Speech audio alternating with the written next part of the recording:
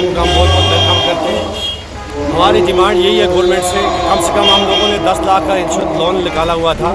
हमारे लोन के बारे में पहले तो गवर्नमेंट ने हमें कुछ नहीं दिया अभी तक, सब लोगों को मिला, मगर जो दुकान जो कमर्शियल एरिया जो है ये बोलते हैं कि कमर्शियल वालों को कुछ नहीं है।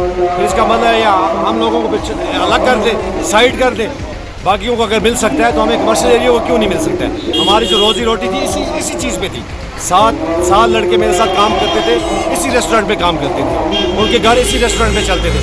मैं आपके माध्यम से ये कहना चाहता हूँ कि कम से कम हमारा इंश्योरेंस क्लेम जो उन्होंने एक्सेप्ट किया है, कम से कम हमें अपना इंश्योरेंस तो मिलना चाहिए, क्योंकि वो हमारे अपने पैसे हैं। हम प्रीमियम भरते हैं, सालों का प्रीमियम भरते हैं, वो हमारे अपने पैसे हैं। वो हमें कम से कम गवर्नमेंट को चाहिए, कम से कम वो उसको गवर्नमेंट कंपनी के साथ बात करे ताकि हमारा ये मसला जो है जल्द से जल्द हल हो। बाकी गवर्नमेंट की तरफ से अभी आज तक हमें 1 रुपया भी नहीं मिला है।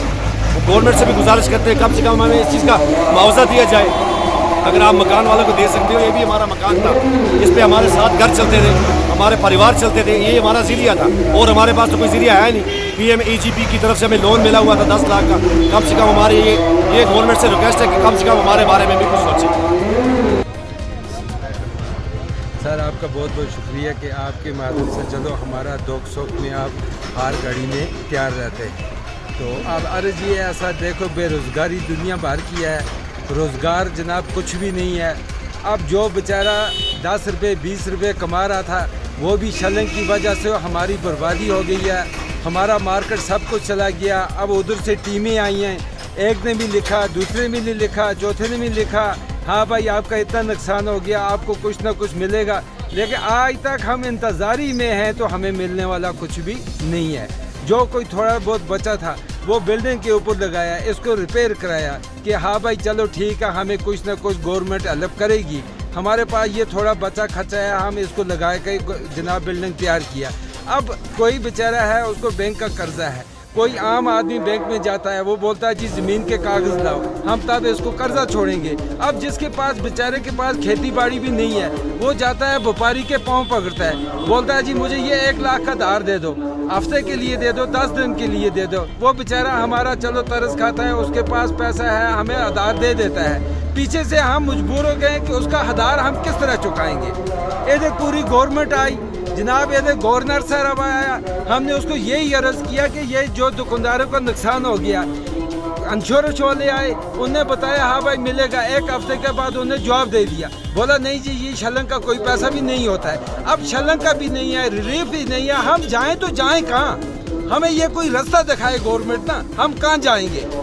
अब ये हमारा नुकसान जो हमने थोड़ा बहुत कमाया था, दिन को चलो आधार लाते थे, बच्चों का पेट पालते थे, बच्चों की पढ़ाई में लगाते थे, अब वो भी हमारे से छीना, वो भी हमारे से चला गया। इंश्योरेंस वाले भी चले गए, गवर्नमेंट की तरफ भी हमें कुछ हेल्प नहीं हो रही है। भाई छलंग नहीं है, ओ भाई इसमें हमारा क्या कसूर है? अगर छलंग हो गई, हमारा नुकसान हो गया यार, तो हमें कुछ ना कुछ तो हेल्प करो आप।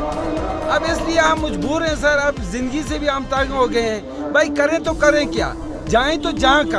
हम लोग बहुत तंग हो गए हैं, हद से ज़्यादा तंग हो गए।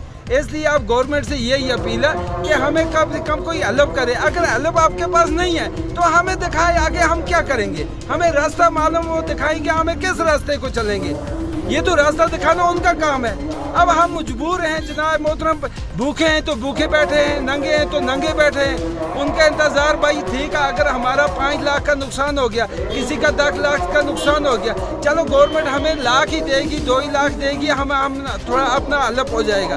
लेकिन उनकी तरफ से भी कुछ भी नहीं है हमारे पास, हम कहाँ जाएंगे? इसलिए हम ये अपील करते हैं कि यार कम से कम टूटी फूटी इलाके को देखो। हम इसलिए जनाब मोहतरम रोडों में पड़े हैं, ना कोई रोजगार है, ना हमारा बिजनेस है। बिजनेस इस वजह से बैठ गया, जब मजदूर 500 कमाएगा शाम को कुछ लेगा, जब उसको दिहाड़ी नहीं लग रही है तो वो क्या लेगा?